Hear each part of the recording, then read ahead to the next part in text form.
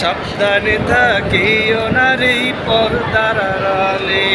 হাদিসে হারাম লেখে অন্য দেখিলে, হাদিসে হারাম লেখে অন্য দেখিলে, সাবধানে থাকিও নারী পর্দার আড়ালে।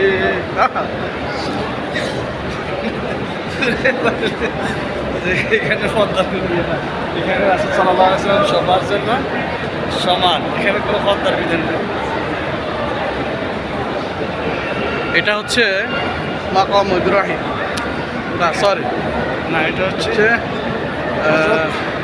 ইব্রাহিম আলাইহিস সালামের আম্মা যে সাফা মারওয়া সাফা মার করেছেন, এটা হচ্ছে সে সাফা মারওয়া। অর্থাৎ ইব্রাহিম আলাইহিস সালামের মায়ের দোয়াদুইকে আল্লাহ তাআলা পছন্দ করে কালকে আমাদের আজ পর্যন্ত সমস্ত উম্মতে মুহাম্মাদের জন্য এখানে 7 বার দোয়াদুই, এটা কি ফরজ না সুন্নাত?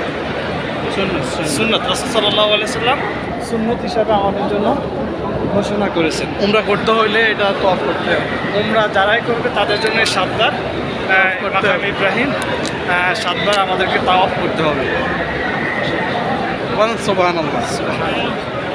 শুধু তাওয়াফ করলে হবে না, আমরা বিষয়গুলো আগে জানতে হবে। আসলে আমরা যে তাওয়াফ এতক্ষণ ধরে তুমি কইতেছে, এটা কি ভিডিও হইতেছে? হ্যাঁ হইতেছে। আমরা যখনই হজে আসবো তখন টুকটাক বিষয়গুলো অবশ্যই জেনে নেব।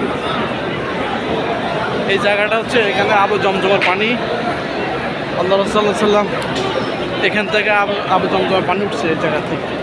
বিশেষ করে সবাই এখানে দোয়া করে, এখানে আসে আর 2 রাকাত নামাজ পড়ে সবাই দোয়া করে।